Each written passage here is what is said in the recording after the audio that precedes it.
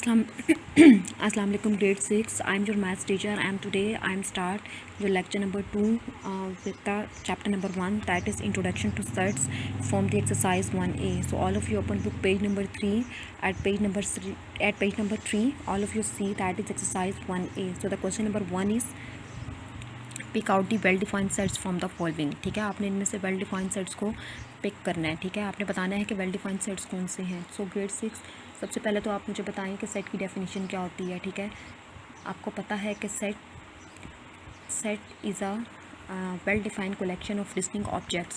The definition of set is the set is a well defined collection of distinct objects. तो आप देखें set की definition में आपके पास 3 चीज़ें आ रही हैं. ठीक है, एक तो है डिस्टिंक्ट ऑब्जेक्ट्स, दूसरी है वेल डिफाइंड और तीसरी है कलेक्शन ऑफ ऑब्जेक्ट्स. ठीक है, तो सेट की करैक्टरिस्टिक्स में से एक करैक्टरिस्टिक्स इस क्वेश्चन में आपसे पूछी गई है. ठीक है, जो कि है कि वो बता रहे हैं कि आप इसमें से बताएं कि कौन से सेट्स वेल डिफाइंड है.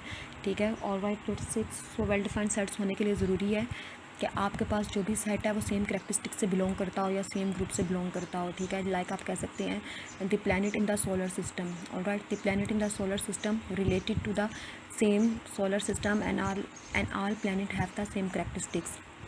Also you can take the example of cricket players of Pakistani team.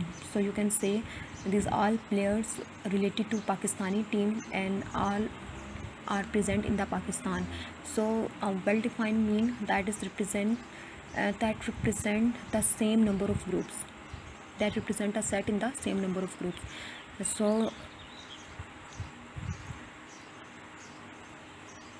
So if you have cleared the concept of well defined, so you can attempt these parts. The part number 1 is A is equal to test cricket captains of Pakistan.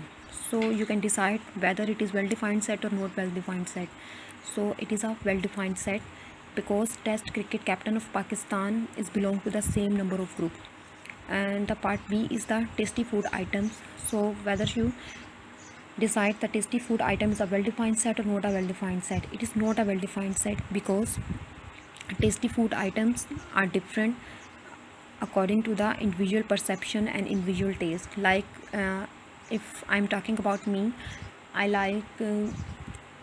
like spicy food like biryani, like burger, like this type of food. And if I talk about anyone other, someone is like Italian, someone is like Japanese.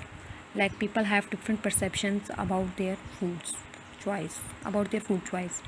If you can see part 3, the part C is about the prime ministers of Pakistan. So grade 6 आप देख रहे हैं कि prime minister of Pakistan का जो set है ये भी एक वेल डिफाइंड सेट्स है, क्योंकि जितने भी प्राइम मिनिस्टर 1947 से लेकर 2020 तक गुजरे हैं सब इस सेट में आएंगे और सब किससे बिलोंग कर रहे हैं, एक पाकिस्तान की स्टेट से बिलोंग कर रहे हैं.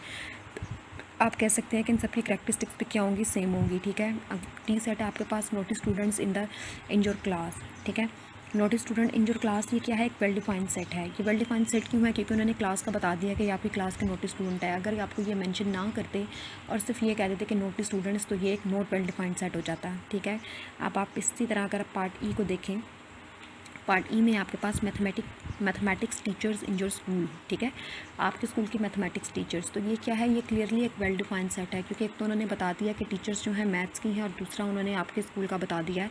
तो इससे आप क्लियरली डिफ़ाइन कर सकती हैं कि ये एक वेल डिफाइंड सेट है. ठीक है, प्रॉपर इन्फॉर्मेशन आपको गिवन है और जो टीचर्स हैं वो सेम ग्रुप से बिलोंग कर रही हैं. इसी तरह अगर आप पार्ट एफ को देखें, पार्ट एफ है आपके पास large numbers is what, large number did not define any group or anything, so it is not a well defined set.